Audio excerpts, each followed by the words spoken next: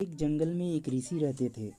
वो एक पेड़ के नीचे बैठे थे। उसी पेड़ के नीचे से होकर एक रास्ता जो कि जंगल की ओर जाता था, वही रास्ता पकड़कर एक व्यक्ति रोज जंगल जाता था और कुछ लकड़ी काट कर लाता था और अपने परिवार की रोजी रोटी चलाता था। एक दिन वो लकड़हारा लकड़ी काटने जा रहा था कि उस रोज बहुत धूप थी, तो उसने उसी पेड़ के नीचे आकर बैठ गया जिस पेड़ के नीचे वो साधु बैठे थे। तभी साधु की नज़र उस व्यक्ति पर जाती है और वो उसे देखकर मुस्कुराने लगते हैं। तभी साधु तभी वो लकड़हारा उस साधु से पूछता है कि आप मुझे देखकर क्यों हंस रहे हैं। तब वो साधु कहते हैं कि तुम रोज़ लकड़ी काटने जाते हो, क्या कोई दूसरा उपाय नहीं है।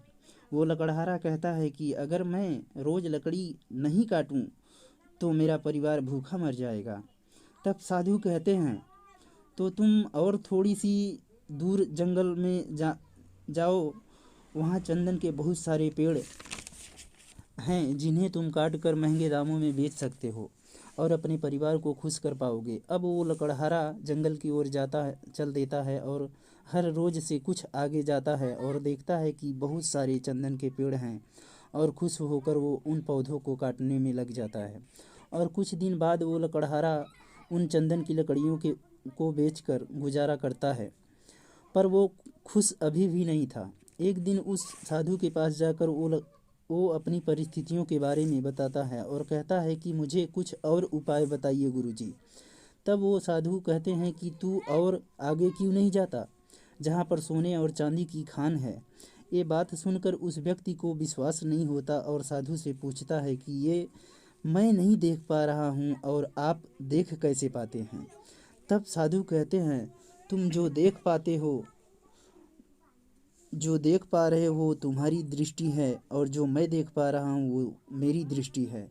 और इतनी बात सुनकर वो आदमी जंगल की ओर चल देता है और हर रोज से कुछ आगे जाता है और देखता है कि हर जगह सोना चांदी के खान ही खान, और खुशी से झूम उठता है और आकर उस साधु के चरणों में गिर जाता है और कहता है कि मुझे वो नज़र चाहिए, वो दृष्टि चाहिए जिससे सब कुछ दिखाई देता है।